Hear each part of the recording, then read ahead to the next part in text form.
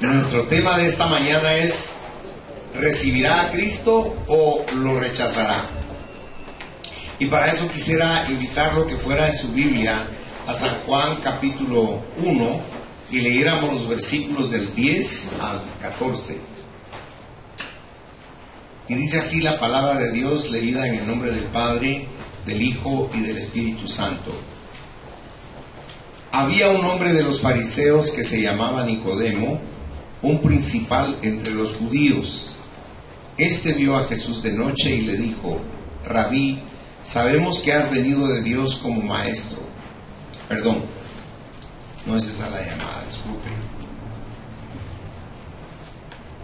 Es San Juan 1 del 10 al 14 y dice: en el mundo estaba y el mundo por él fue hecho, pero el mundo no le conoció. A lo suyo vino y los suyos no le recibieron. Mas a todos los que le recibieron, a los que creen en su nombre, les dio potestad de ser hechos hijos de Dios, los cuales no son engendrados de sangre, ni de voluntad de carne, ni de voluntad de varón, sino de Dios. Y aquel Verbo fue hecho carne, y habitó entre nosotros, y vimos su gloria, gloria como del unigénito del Padre, lleno de gracia y de verdad. Señor, te damos gracias por tu palabra, y te rogamos que como luz poderosa ilumine el interior de nuestro ser espiritual, para que podamos ver, Señor, lo que la oscuridad no nos permite ver. Ilumina todo nuestro ser, Señor, para que podamos quitar la venda de nuestros ojos y ver lo maravilloso que eres tú para nuestra vida. Te lo suplicamos en el nombre de Jesús. Amén. Pueden sentarse, mis amados hermanos. Nos podríamos preguntar cómo comienzan los evangelios.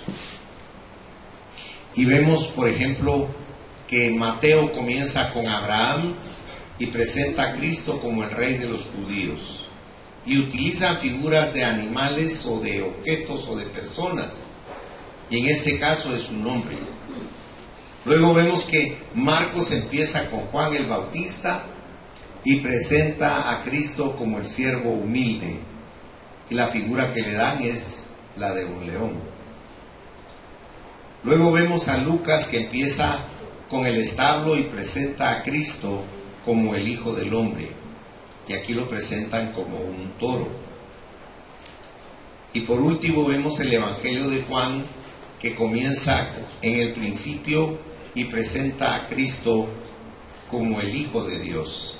Y aquí lo representa como un águila. El águila que llevó en sus alas al pueblo judío de Egipto a Canaán. El pueblo que nos saca del mundo para llevarnos a una vida espiritual que es diferente a la que hemos observado en el curso de nuestros años.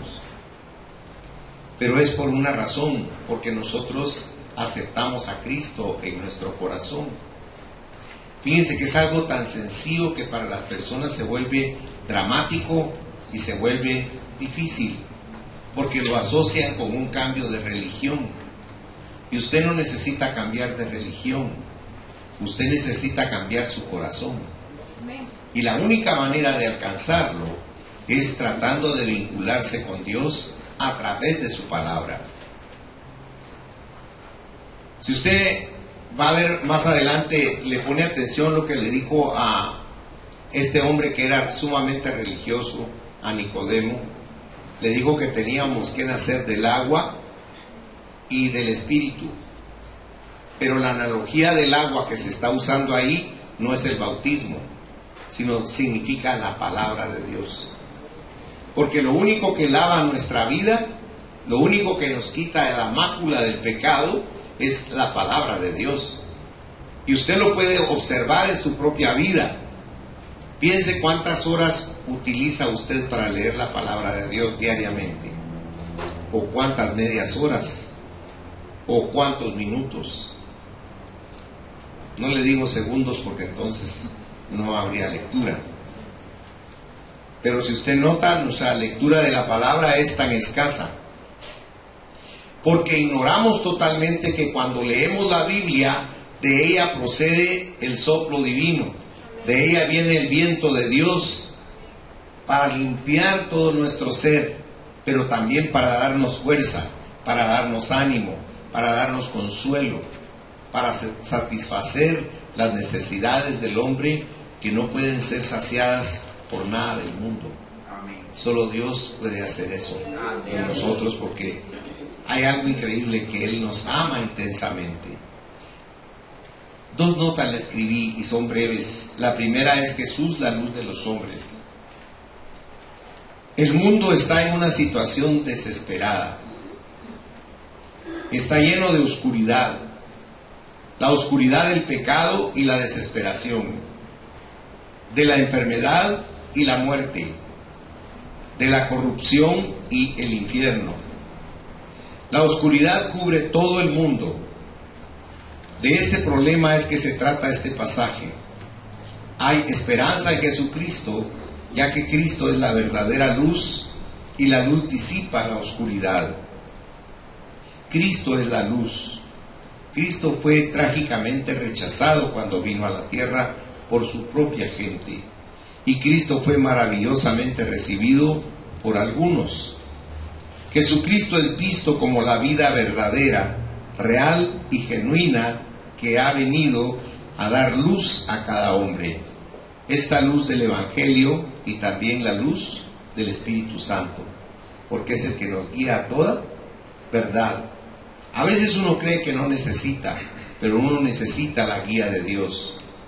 Recuerde siempre que las canas no son sinónimo de sabiduría, y todos necesitamos la guianza de Dios, y la palabra de Dios es esa antorcha que alumbra nuestro caminar cotidianamente, y la necesitamos. Ahora, ¿cómo reaccionó el mundo a la venida del Hijo de Dios? Y en primer lugar vemos el rechazo del verbo por el mundo. Si usted notó en San Juan capítulo 1 verso 10, dice que en el mundo estaba, pero que el mundo dice no le conoció. Si usted nota, dice no lo conocieron. Él vino y estaban esperándolo, pero no lo conocieron. Lo menospreciaron a un extremo increíble, pues. Dice la Biblia en San Juan, en el capítulo 1, versículo 3, porque Él fue presentado como creador. Y si usted lee San Juan capítulo 1, versículo 3, dice, todas las cosas por Él fueron hechas, y sin Él, dice, nada existiría, pues. Ahora, nosotros eso no podemos creer, nos cuesta creerlo, sobre todo si usted cree en el Big Bang. Pero aún los científicos que se han metido a ver eso, han descubierto que tuvo que haber una mano sobrenatural que produjera eso tan increíble. Porque de la nada surgió el universo. Ahora, piense lo complejo que es un cuerpo humano. Imagínese lo complejo que es un universo. Y nosotros somos microuniversos. Cada cabeza, dice un dicho popular, es un mundo. Nosotros estamos aquí porque nos une la misma fe en nuestro Dios, en nuestro Señor Jesucristo. Pero nuestra forma de pensar es muy diferente. Hay gente que quisiera vivir aquí, adorando a Dios y amando a Dios. Y hay gente que viene por compromiso, porque tiene que venir. ¿Me entiende lo que le trato de decir? Porque no conocen a Dios. Cuando usted verdaderamente conoce a Dios y se enamora de Él, usted lo anhela con todas las fuerzas de su alma. Amén. Y usted se vuelve desagradable para la gente. Amén. Porque todo lo que usted habla va en relación con Dios. Porque usted lo que quiere es comunicar lo que tiene dentro de su corazón. Mire, si usted adora al Real Madrid o al Barcelona, de eso va a hablar usted, créamelo. Y cuando ellos juegan, usted va a los lugares y están saturados de gente. Ni una iglesia se llena tanto. Y chelas hasta para ahogarse. Porque adoran el fútbol. Esa misma pasión traducida a algo espiritual que es superlativo, es lo que sienten algunas personas cristianas y por eso vienen a la iglesia. Mire, si usted lee en el Salmo 42, David hace una analogía de lo que le estoy hablando. Y él dice que un animal cuando tiene sed, cuando se está muriendo de sed, cuando ha corrido y no ha bebido, dice que brama. Dice, como el ciervo, dice, brama, dice, por las corrientes de las aguas. Así que le dice él, clama por ti, oh Dios, le dice que no está hablando de comida o de bebida, está hablando de la necesidad de tener una relación, una vinculación con Dios. Y no le hablo del fanático recalcitrante que le anda metiendo la Biblia hasta por los oídos a la gente. Y le hablo de la persona que ama a Dios y que se convierte en luz y que la gente anhela ser como ella. Porque sin abrir la boca está dando un testimonio formidable de la llenura de Dios que tiene en su ser. Para que note la llenura de Dios en usted, usted no tiene que abrir la boca. La gente lo va a ver. La gente le va a preguntar, ¿qué tiene usted? Y usted tiene algo. Y entonces usted abre su boca y usted dice lo que hay dentro de usted. Hay gente que necesita que se le fuerce, porque Cristo también contó una anécdota y dijo que invitó a un montón de gente para que fueran a la fiesta de su hijo, una fiesta de bodas maravillosa, y la gente se excusó. Compré un carro y tengo que ir a revisar. La finca está en problemas, no puedo llegar. Unos negocios me están esperando. Tengo una fiesta y no me puedo excusar. Perdón. Y no llegaron. Entonces le dijo, sal por los caminos. Y le dijo, fuérzalos a entrar. A veces necesitamos eso también para acercarnos y conocer a Dios. Entonces nosotros tenemos que tener a Dios y conocer a Dios para que sin abrir nuestra boca la gente anhele encontrarse con Dios. Mire, sinceramente le digo algo. ¿De veras le interesa a usted Dios? No me conteste, piénselo. Porque ¿sabe qué es lo que pasa? ¿Sabe cuándo Dios es lo primero en nuestra vida? Cuando tenemos un problema, cuando tenemos una crisis. Entonces sí, Dios se vuelve indispensable para nuestra vida. Pero cuando estamos bien, a la iglesia hasta dormir nos venimos, porque no tenemos interés. Ahora, ¿qué denuncia eso? La pobreza espiritual que hay en nosotros, la carencia de interés de conocer a Dios, la falta de entusiasmo de poder entender lo que Dios quiere hacer. Mire, hacer una prédica implica mínimo unas de 12 a 14 horas de dedicación para hacerlo. Y usted se esmera y ora y hace la predicación y estudia y se esfuerza. Pero cuando muchas veces usted viene con ese entusiasmo de compartir la palabra, usted lo que ve es un montón de gente desinteresada o incluso dormida dentro de la iglesia, desgraciadamente. Y cuando uno empieza como pastor se desinfla y ya no quisiera uno seguir. Pero conforme pasa el tiempo, Dios le revela que esas personas son pobres de espíritu. Tienen una pobreza espiritual como los que andan pidiendo limosna en la calle y que no tienen que comer. Así están espiritualmente, raquíticos, moribundos espiritualmente. Y vienen a la iglesia a medio comer algo, un tentempié nada más. Pero llega un momento en que usted descubre que realmente lo que necesita su vida es la palabra de Dios. Amén. Eso es lo que necesitamos para poder sobrevivir en esta jungla de concreto donde nosotros vivimos. Solo Dios nos puede dar la fuerza para soportar tanta embestida que nos da la vida, tantas encrucijadas horribles que tenemos a veces enfrente de nuestros ojos y no sabemos para dónde caminar. Pero cuando usted busca de corazón a Dios y se interesa por Él, usted encuentra respuesta a sus interrogantes, porque es lo que Él quiere. Aquí nos estamos viendo que el mundo fue hecho por Él, pero que el mundo no estaba interesado en Él, porque no le conoció. Ahora, aparte de eso, se ofrecieron pruebas durante su ministerio terrenal de que Cristo era el Creador. ¿Se recuerdan cuál fue el primer milagro que Él hizo? Las bodas de Caná. Caná de Galilea. No es Canaán, sino Caná de Galilea. Ahí el Señor hizo algo. Unas grandes ánforas que habían las llenó de agua pura. No las tocó. No dijo alguna palabra kikirimiao o alguna palabra así sobre el agua. ¿Qué fue lo que Él dijo? Llénenlas de agua, dijo. Y cuando le dijeron ya están llenas, saquen un poco y llévenle al maestresala.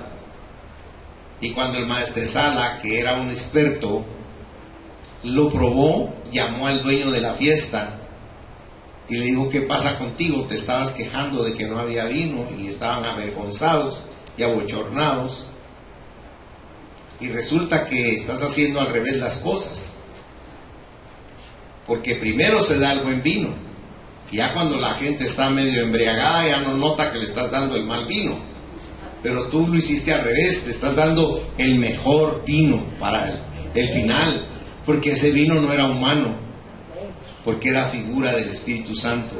Por eso dice que el vino nuevo es mejor, y es lo que usted está bebiendo esta mañana. La palabra es como el vino, porque no es para su cuerpo ni para su alma, es para su espíritu. Su espíritu lo está bebiendo. Alabado sea el nombre de Dios.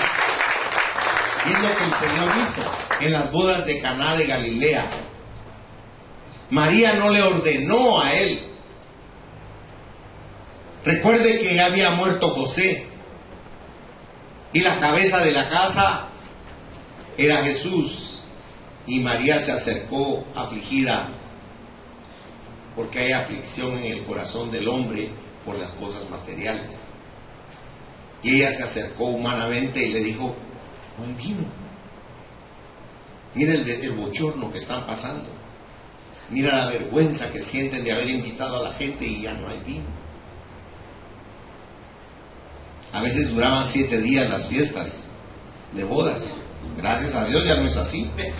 Si no, pobre el papá de la novia. Siempre le toca pagar la fiesta. Pero miren qué cosa más formidable lo que sucede aquí. Y aquí le leo la segunda nota que le escribí. En San Juan 2, del 1 al 11, donde está plasmado lo que le estaba compartiendo, Jesús, tenemos que entender que era muy sociable. Jesús no era un ermitaño, a Él le gustaba la gente, y no andaba con cara de herrero mal pagado. El Señor andaba contento, andaba sonriente, le gustaba la gente.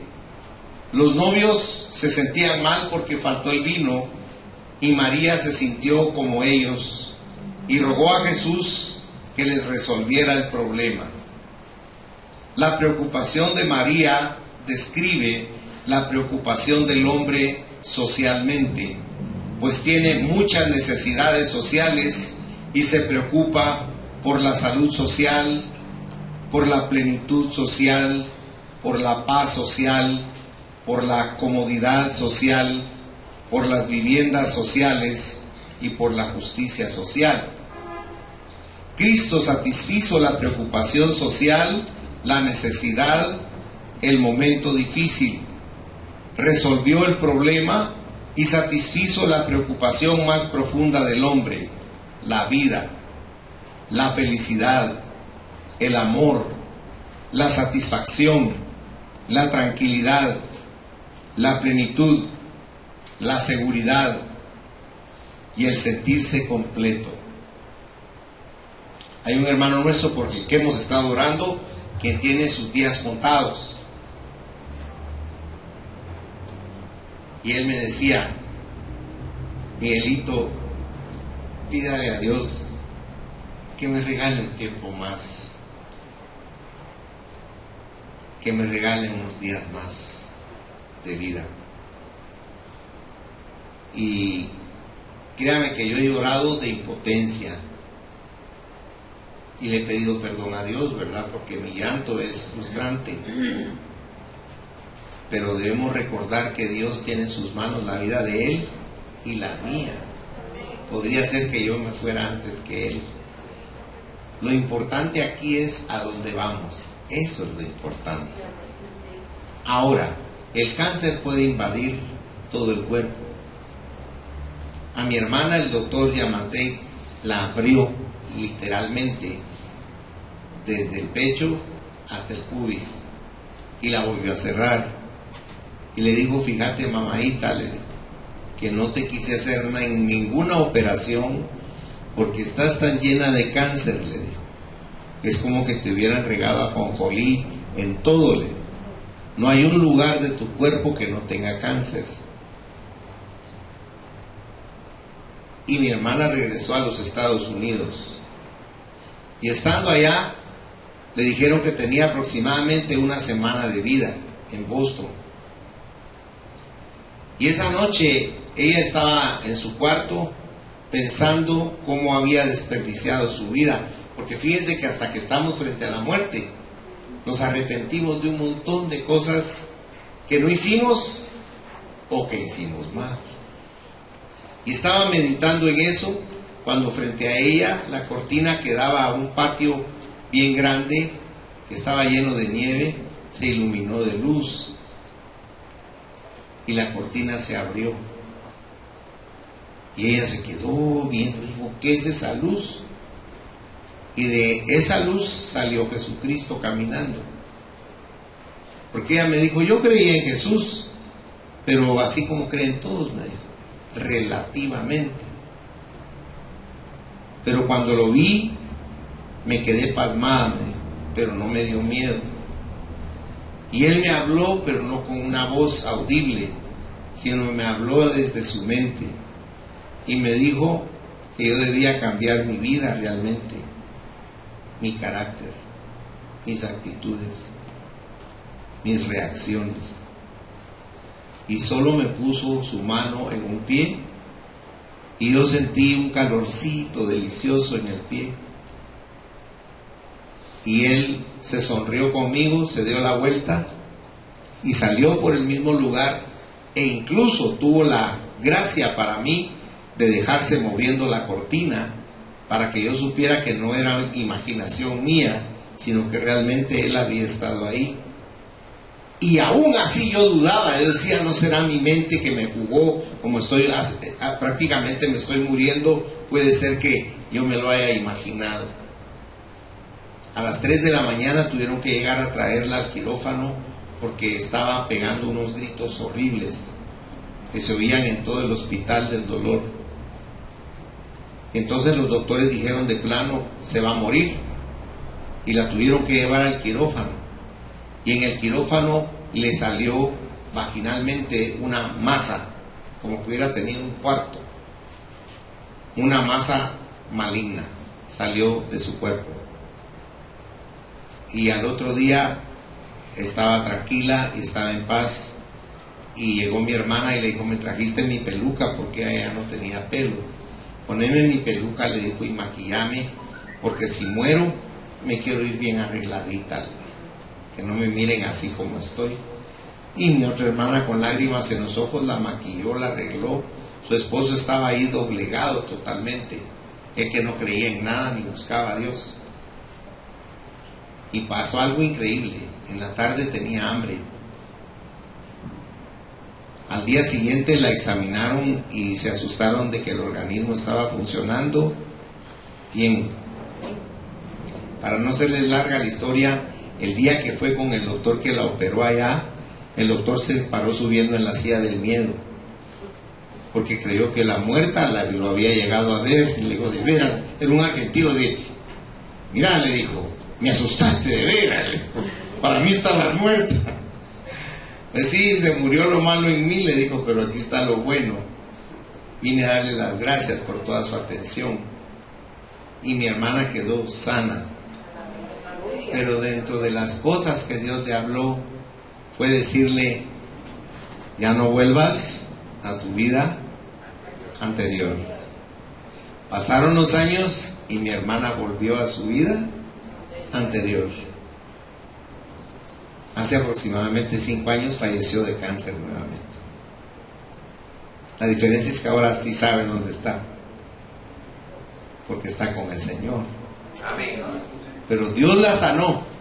Usted se recuerda que una vez Jesús caminó y había fiesta, pero Él caminó a un lugar donde había un estanque y ahí tenían tendidos a los enfermos, porque de vez en cuando un ángel bajaba y cuando movía las aguas, el primer enfermo que entraba al agua se curaba. Y Él llegó con el más infeliz de todos, un hombre que estaba cuadraplégico, solo la cara podía mover, podía hablar y todo, pero los brazos y las piernas no las movía. Y el Señor se acercó a él y le hizo una pregunta y le dijo: ¿quieres ser sano? Parece una pregunta que no tiene sentido, ¿verdad? Pero el hombre le dijo, la verdad, le dijo, es que cuando el ángel viene y mueve el agua, fíjese que no le dijo sí quiero ser sano, él le dijo, cuando el ángel baja y mueve el agua, otro se mete antes que yo porque no hay quien me meta, le dijo. Y el Señor lo sanó. Le dijo, toma tu camilla, levántate y vete. Y tomó la camilla y levantó un milagro portentoso del Señor. Pero él lo que hizo fue irse al templo a darle gracias a Dios. Cuando venía saliendo del templo, se encontró con Jesús. ¿Y qué le dijo a Jesús? ¿Se recuerda? Mira, le dijo, cambia tu vida. No sea que te venga algo. ¿Qué le dijo? Peor. ¿Qué puede haber peor que estar paralizado de todo el cuerpo? Usted está preso dentro de sí mismo. O sea, lo que estoy tratando de decir es que Dios es misericordioso y es bueno, y a veces manda pruebas que son terribles con el propósito de que cambiemos. Pero nuestro corazón siempre es rebelde. Y en cuanto pasa la crisis, como que nos regresáramos otra vez a lo mismo. Amén. Dios está haciendo aquí un milagro maravilloso, pero la gente no podía creer que Él hiciera esas cosas. ¿Qué otro milagro podemos ver de Él? Vaya a San Juan, si es tan amable, en su Biblia, en el capítulo 6, versículos 19 y 20. Miren cómo leemos ahí la palabra. Cuando habían remado como 25 o 30 estadios, vieron a Jesús que andaba sobre el mar y se acercaba a la barca. Y se pusieron felices de verlo. No dice así, ¿verdad? ¿Qué dice? ¿Por qué? Porque un ser humano no puede caminar sobre el agua. Pero Él es Dios. Miren, aunque nos cueste creerlo, Cristo es Dios. Amén. Y Cristo podía vencer la ley de gravedad si Él la hizo, Él la creó. Y caminó sobre el agua, pero les dio miedo porque usaron ¿qué? La razón. Usaron la razón y dijeron, no hay un ser humano que camine sobre el agua. El Pedro, que era el más aventado, medio dio unos pasos y se hundió, porque lo dejó de ver. Pero el punto que estamos viendo es que tuvieron miedo cuando lo vieron al Señor. Mas Él les dijo, yo soy, no temáis. ¿Qué otra cosa podemos ver del Señor también? Resucitó a los muertos. Acompáñenme a San Juan capítulo 11, versículos del 43 al 44. Dice, y habiendo dicho esto, o sea, había orado al Padre, clamó a gran voz, o sea, le gritó, Lázaro, ven fuera. Y el que había muerto salió atadas las manos y los pies después de 2 o 3 horas y el rostro envuelto en sudario. Después les dijo, desatadle y dejadle. ¿Dice así su Biblia? No dice así, ¿verdad? Yo quiero que piense por un momento, porque siempre leemos eso y no le ponemos atención. Pero un cuerpo de 4 días de estar inerte se descompone, hermanos. Las bacterias hacen un trabajo terrible en el interior del organismo. Incluso la hermana de Lázaro le dijo: Señor, ya no vale la pena que trates de revivirlo porque hiede. O sea, el hedor de descomposición salía de la tumba a pesar de que tenía una tapadera. Pero el Señor abrió la tumba y lo que hizo fue gritarle. Ahora, le gritó a ese hombre, y yo quiero que piense usted a qué velocidad vertiginosa se reinstauró todo en el cuerpo de ese hombre. Cómo funcionaron todos sus órganos, cómo su metabolismo respondió a la voz del Creador. Porque nos cuesta creer que Dios Jesucristo es el Creador de todo. Él es el Creador de la vida. Por eso este hombre salió de ahí. Pero no obstante, si usted se recuerda, no creyeron en él y lo rechazaron. Mire qué tremendo es el corazón del hombre. Herodes estaba demasiado ocupado en la lujuria y en la codicia para aceptarlo. Poncio Pilatos estaba jugando a la política y no se interesó en Jesucristo tampoco. El joven rico, se recuerda, también el joven rico estaba demasiado ocupado ganando dinero para interesarse en Jesucristo. Lo que yo le oraba hoy a Dios es decirle al Señor yo esta mañana: Señor, por favor, ayúdanos a entender que nos tenemos que interesar en ti. Amén. Porque no tenemos interés en ti, Señor. Miren, hay una multitud de cosas que hoy le podría nombrar que nos llaman la atención. Le voy a poner un ejemplo. Cuando yo comencé a meterme en las ciencias ocultas y logré salirme de mi cuerpo, yo no lo podía creer. Y eso embargó mi alma y mi corazón, e involucré a mi esposa en eso. Para mí era como haber descubierto la última maravilla del mundo. ¿Sabe por qué? Porque yo tenía una venda en mis ojos y yo no conocía al verdadero Creador, al Dios de misericordia, al que me sacó de ese hoyo profundo y al que salvó mi alma del infierno. A Él yo no lo conocía, pero Él tuvo misericordia y me permitió conocerlo. Y eso hizo que mi vida fuera transformada totalmente.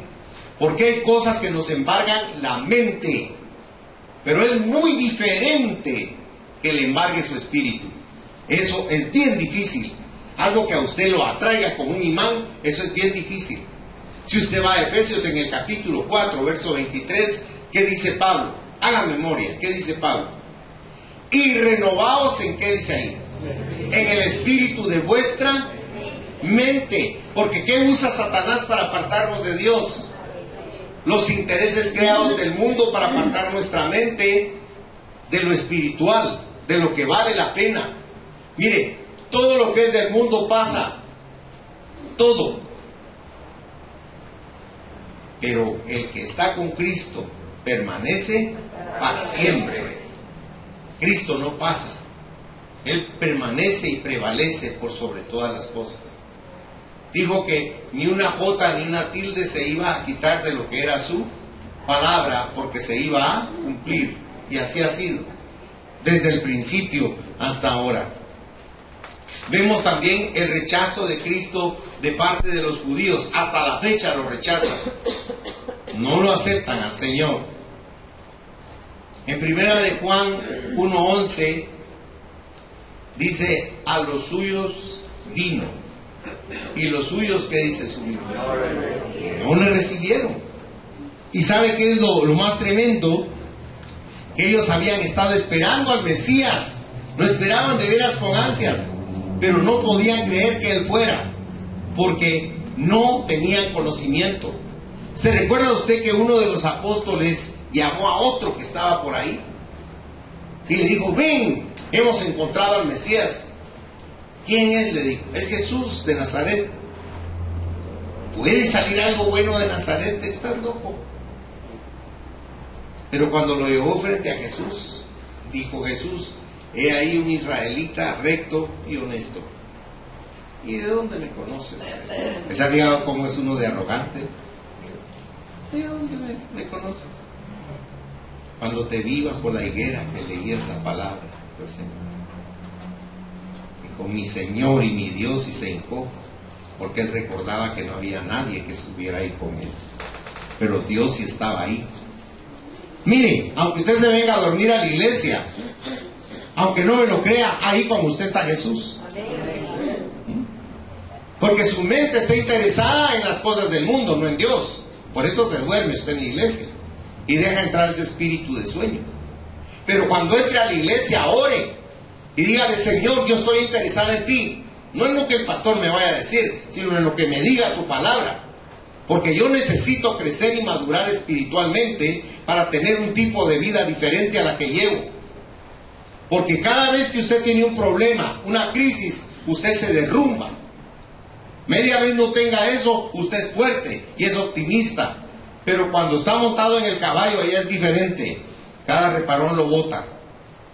Pero cuando usted ha dejado fortalecer su espíritu por la predicación de la palabra de Dios, usted es fuerte como un toro. Tiene la energía de las águilas y nada lo bota al suelo, porque no está confiando en esperanzas humanas, sino en la promesa de Dios, la cual nos cuesta tanto creer, hermanos. Por eso sufrimos. Por eso, fíjese que los profetas hebreos habían anunciado la venida del Señor muchísimos años antes. Dieron instrucciones específicas acerca de su nacimiento y el lugar donde Él iba a nacer. Y Cristo cumplió con todos esos requisitos y sin embargo no les interesaron. Como le decía de este hombre que dijo: ¿y de Nazaret puede salir algo bueno? Yo le pregunto a usted: ¿dónde nació Cristo? En Belén. Muy bien, en Belén de Judea, porque así estaba escrito. Vean conmigo, por favor, Isaías 7, versículo 14. Isaías le dijo al pueblo: pídanle un milagro a Dios, porque Él me ordenó que les dijera eso, que le pidan un milagro. Pero la gente, ¿qué hizo?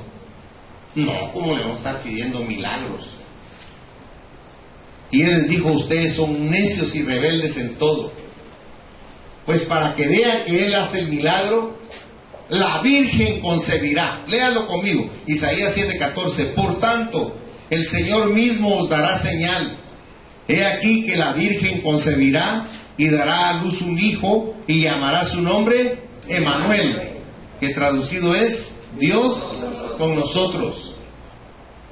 Y eso se cumplió. Ahora vaya a Miqueas capítulo 5, versículo 2, si es tan amable. Y mire cómo está profetizado como 700 años antes de que Cristo naciera. Dice: pero tú, Belén Efrata, pequeña para estar entre las familias de Judá, de ti me saldrá el que será Señor en Israel, y sus salidas son desde el principio, desde los días de la eternidad. Mire qué perfecto todo lo que dice la Biblia y cómo perfectamente Cristo cumplió con cada una de estas circunstancias. Él fue maltratado, hermanos. Él fue maltratado y fue muerto por los pecadores. Si usted va a Isaías 53, los versículos 5 y 6, dice que el pecado nuestro y la maldad nuestra fue puesta sobre Él. Él llevó todos nuestros errores, todas nuestras equivocaciones, todos nuestros pecados. Fueron puestos sobre Él. A nosotros no nos da mayor importancia ese tipo de comentario, porque no lo vimos en la cruz colgado, sufriendo, retorciéndose de dolor. Pero lo hizo por amor a ustedes y por amor a mí. Porque Él nos ama verdaderamente. Él no nos ama de palabra, hermanos. Él dio su vida por nosotros. Ya la dio, no la va a dar.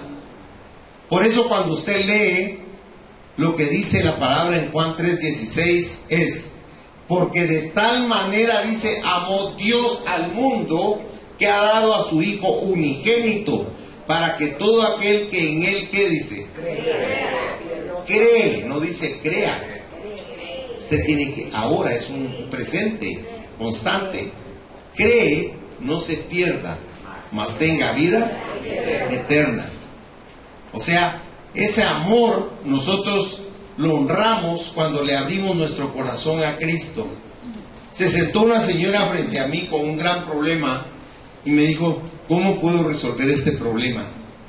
primero dígame una cosa, le dije. ¿Usted tiene a Cristo en su corazón? Ah, yo desde niña he creído en Cristo. No, me está contestando mal, le dije. ¿Qué le pregunté yo? Si yo tengo a Cristo en mi corazón. Yo creo, me. Ah, no, entonces lo primero para que se arregle su problema es que usted le abra su corazón a Cristo. Pero yo soy católica, me. Y yo le he dicho que cambie de religión. No, pero yo siento que voy a cambiar de religión. No, va a cambiar su vida, le dije. Va a ser una mejor católica, le dije. Y va a leer su Biblia, porque eso se lo voy a pedir como un requisito. Y le abrió su corazón a Jesús y su vida cambió y se arregló su problema. Porque ¿sabe qué? No se trata del hombre, se trata de que ella le creyó a lo que Jesús decía, y Jesús cumple lo que Él promete, porque no es hombre para mentir ni hijo de hombre para arrepentirse. Lo que Él dice, Él lo cumple, Él lo hace. Por eso es formidable ver aquí que fue maltratado por nosotros. Vaya a Zacarías 12, si es tan amable conmigo. Zacarías 12, versículo 10. Dice: y derramaré sobre la casa de David y sobre los moradores de Jerusalén espíritu de gracia y de oración, y mirarán a mí, note, a quien traspasaron, y llorarán como se llora por hijo unigénito, afligiéndose por él como quien se aflige por el primogénito. Profecía de Cristo. Ahora vaya a Zacarías 13, verso 6. Y le preguntarán: ¿qué heridas son estas en tus manos? Y él responderá: con ellas fue herida en casa de quién, dice. De mis amigos. De los judíos, de su pueblo. Ahí lo hirieron. Ahí le traspasaron sus manos a nuestro amado Cristo. ¿Sabe por qué Cristo no se borra las heridas de sus manos? Porque Él es Dios y Él las podría borrar. Pero no lo hace porque cuando Él abre sus manos para abrazarlo, le muestra a usted la herida para decirle: mira cuánto te amo, cuánto me importas tú. Hermana Miriam, ¿usted sabe cuántos cabellos tiene su cabeza? ¿Y del cachito? Tampoco. Y créame que ninguno de los que están aquí sentados, ni yo. Pero para Dios somos tan importantes que Él dice que Él sí conoce cuántos cabellos tenemos en la cabeza. Cuando usted sienta que no le importa a nadie, que nadie lo llama, que nadie se preocupa por usted, que nadie está con usted, recuérdese que hay alguien a quien sí le importa. Amén. Que lo conoce perfectamente, por dentro y por fuera, y que no lo va a dejar y que no lo va a desamparar jamás. Nunca, nunca. El propósito de Dios no es vernos deshechos, Él nos quiere levantar. ¿Cómo dice la palabra? 6 veces caerá el justo y aún 7, pero siempre lo va a levantar. El humano no, cayó fulano, qué bueno. Mire, cuando agarraron ahorita a la pobre Annie, todavía al fin me agarraron a la cantante, dije. Porque somos humanos. ¿O usted cree que Dios no la ama a ella? Sí. La ama mucho. Y ojalá que ella lo descubra, porque ella necesita ese amor.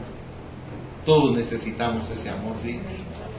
Nosotros nos volcamos en el amor pasional, en el amor carnal, porque nos llena, nos gusta, nos satisface, pero porque no conocemos el amor espiritual. Y todos los días el Señor nos abraza y nos hace cariño, porque nos ama intensamente. Pero como nuestro espíritu está tan débil, no puede percibir ese amor eterno que Dios produce en nosotros continuamente. Dice la palabra que el Señor se iba a levantar de su tumba. Les pregunto, ¿cuántos años calculan que tuvieron que pasar para que esa profecía se cumpliera? 1000 años. Vaya al Salmo, si es tan amable conmigo, Salmo 16, versículo 10. 1000 años antes que pasara, dice la Biblia: porque no dejarás mi alma en el Seol, ni permitirás que tu santo vea. Y así fue, porque el Señor resucitó. y está sentado a la diestra del Padre. Algo maravilloso descubrir ese amor, porque a pesar de todo su propio pueblo no le reconoció. Y termino el mensaje con esto: el nuevo nacimiento de los que le reciben como su Salvador. Si usted va nuevamente conmigo a San Juan 1, versículos 12 y 13, que ya los habíamos leído, ahí dice la palabra de Dios: mas a todos los que le recibieron, a los que creen en su nombre, les dio potestad de ser hechos hijos de Dios. ¿Usted no ha oído que la gente dice es que todos somos hijos de Dios? No, somos criaturas de Dios. Pero aquí dice que el que recibe a Cristo se convierte en hijo o en hija de Dios. Y luego dice: y aquel verbo fue hecho carne y habitó entre nosotros. Y está aquí esta mañana. Amén. Así es, gloria a Dios. Aquí está Jesús. Bendito sea su nombre. O sea que los judíos que le recibieron fueron salvos como nosotros. Todo el que quiera venir a Cristo puede venir sin ningún tipo de requisito. Porque Juan 3:16 lo conocemos bien, ¿verdad? Pero Juan 6:37, ¿cómo dice? Ahí dice la palabra: todo lo que el Padre me da vendrá a mí, y al que a mí viene, ¿qué dice su Biblia? No le echo fuera. Dios no rechaza a nadie. Por ese amor intenso que Él siente por nosotros. Todos los que reciben a Cristo nacen de nuevo. Y aquí entra Nicodemo. Él aprendió esto de Cristo. No lo vamos a leer, pero le voy a explicar algo. Nicodemo llegó con Jesús de noche, porque él pertenecía al Sanedrín, que era la élite religiosa que gobernaba prácticamente la teocracia de Israel. Entonces llegó de noche para que nadie lo acusara. Y llegó y le dijo a Jesús: nosotros sabemos, fíjese cómo fue de sincero, que los mismos judíos sabían. Le digo: nosotros sabemos que tú vienes de Dios, porque si no fuera así, no harías las señales que haces. Y le preguntó qué tenía que hacer para poder ir al reino de los cielos. Y el Señor le dijo: tienes que nacer de nuevo. Y él razonó con su mente humana, porque no había nacido de nuevo. Y le dijo: ¿cómo puedo yo, así como estoy hermoso, volver a entrar en la matriz de mi madre? ¿Verdad? Y el Señor le dijo, parafraseando a Jesús, le dijo: tú estás tomando las cosas literalmente en lo material. Yo te estoy hablando de algo que es superlativo. Te estoy hablando de tu espíritu, el cual tú ni siquiera sabes que está muerto. Pero si me dejas entrar ahí, yo voy a vivificar tu espíritu y va a comenzar a crecer. Y vas a comenzar a comprender lo que nunca has comprendido de las Escrituras, porque ese hombre conocía las Escrituras. Si no, Cristo no le hubiera dicho en ese mismo pasaje: tú, siendo maestro de Israel, ¿no conoces estas cosas? O sea, nosotros necesitamos avivar el fuego de nuestro espíritu para poder comprender las cosas de Dios. Miren, no seamos religiosos, no vengamos a la iglesia porque tenemos que venir. Vengamos porque tenemos hambre y sed de justicia, porque queremos saber de Dios, queremos conocer a Dios, queremos saber cómo es Él, quién es Él, qué hace Él, porque no lo conocemos, hermanos. Por eso no cambiamos, porque no hemos nacido de nuevo. Tenemos a Cristo ahí adentro, pero nos quedamos bebés espirituales, tomando pachita y papilla. Dios dice que quiere que nosotros maduremos. Toda la palabra está hecha, dice, específicamente para el creyente maduro. ¿Por qué exige eso? Porque el que no ha madurado no puede comprender las cosas que son de Dios. Vean su Biblia, por favor. Primera de Corintios, capítulo 2, versículo 14. Y usted va a leer ahí que dice claramente: pero el hombre natural no puede comprender las cosas que son del Espíritu de Dios, porque se han de discernir, dice ahí, espiritualmente. Pero si él no ha nacido de nuevo, ¿cómo lo va a entender? Si, con todo respeto les digo, muchos de ustedes no entienden cosas de la Biblia. Tenemos que aprender, tenemos que crecer, tenemos que madurar. ¿Sabe cómo se le dice a la predicación? Una enseñanza magistral. Por eso yo no hablo la Biblia y digo, a ver qué nos dice el Señor, y les voy a hablar cualquier cosa. No, no. Ese es en oración, ese es escogido, y ese es estudiado, con el propósito de explicarle a usted qué es lo que Dios nos está diciendo. Para que usted crea, para que usted se fortalezca, para que usted tenga conocimiento, entendimiento y sabiduría, porque usted lo necesita para vivir. Mire, ¿vive usted cada día como que fuera el último día de su vida? No. Ay, mañana, ¿o no ha oído usted que la gente que es bien trabajadora dice, ay, si el lunes ni las gallinas ponen? Y no ha llegado el lunes. Hay gente que dice, gracias a Dios es viernes. Nosotros no sabemos ni cuántos días vamos a vivir o cuántas horas. Pero ese es ese desconocimiento del poder de Dios sobre nosotros. Todos los que reciben a Cristo, como leímos en San Juan, en el capítulo 1, versículos 12 y 13, tienen el poder de convertirse en hijos e hijas de Dios. Le pregunto algo, ¿ha nacido usted de nuevo? Amén.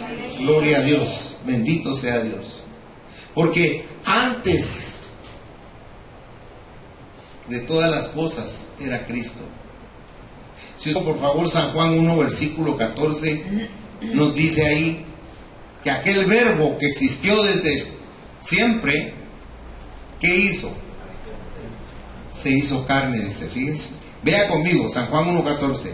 Y aquel verbo fue hecho carne y habitó entre nosotros y vimos su gloria, gloria como del unigénito del Padre, lleno de gracia y de verdad. ¿Y qué nos aconseja Pablo en Filipenses? Vaya a Filipenses 2, versículos del 5 al 7. Dice, haya pues en vosotros, le está hablando a usted y me está hablando a mí. Esta palabra dice, haya pues en vosotros este sentir que hubo también en Cristo Jesús, el cual, siendo en forma de Dios, no estimó el ser igual a Dios como cosa a que aferrarse, sino que se despojó a sí mismo, tomando forma de siervo, hechos semejantes a los hombres. Ahora, ¿quién nos da seguridad de que vamos al cielo? Cristo. Cuando somos hijos de Dios, Él nos da esa seguridad. Y aquí termino el mensaje.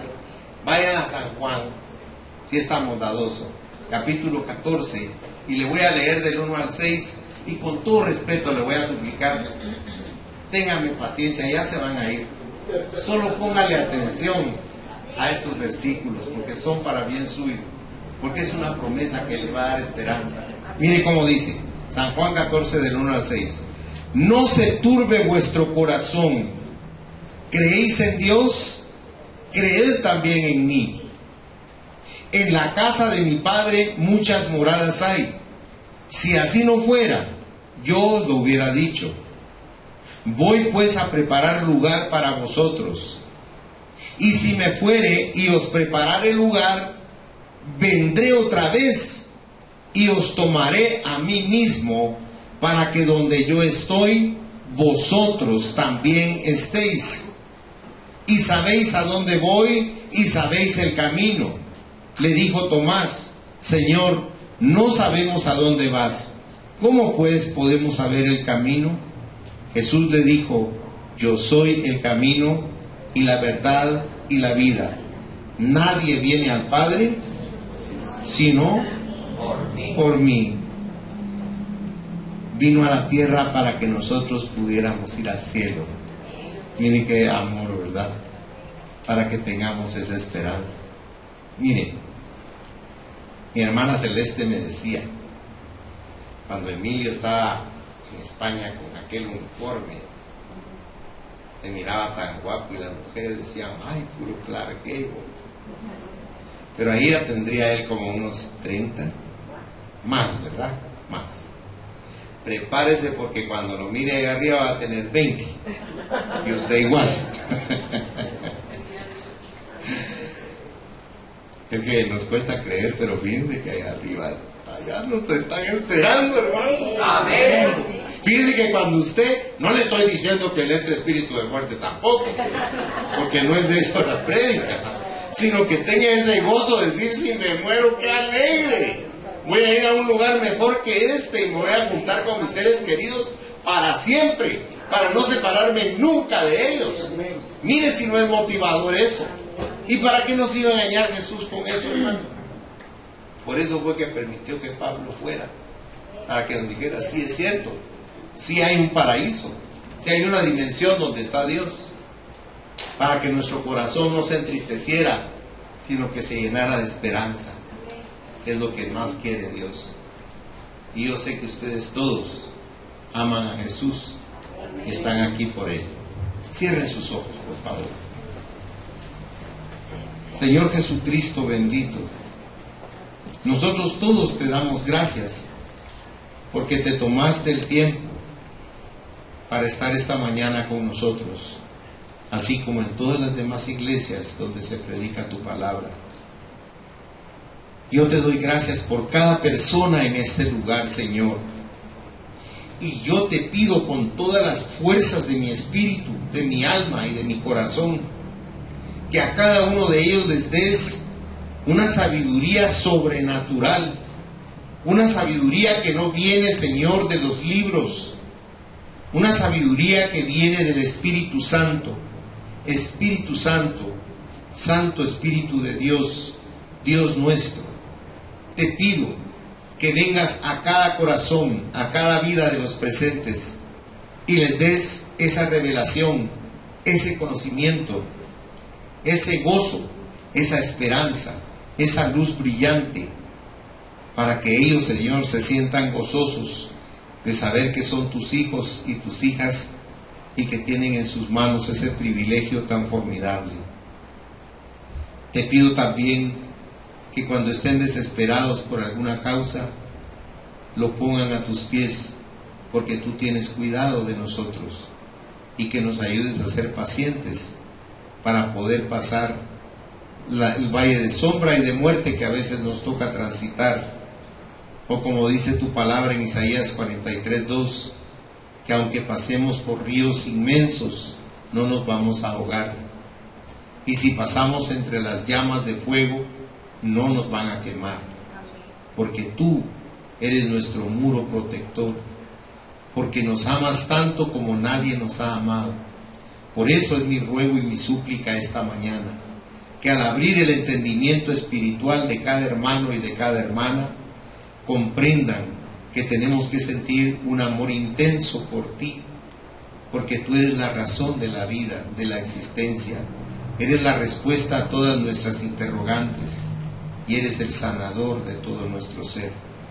Por eso te pido, Señor, que en esta mañana la bendición del Padre, del Hijo y del Espíritu Santo se derrame sobre cada uno de los presentes como rocío, y que empape su espíritu, Señor, con tu presencia, y que sientan devoción y fervor por ti, y que al venir a la iglesia vengan con hambre y sed de tu palabra, para que la palabra sea un manjar exquisito para su espíritu.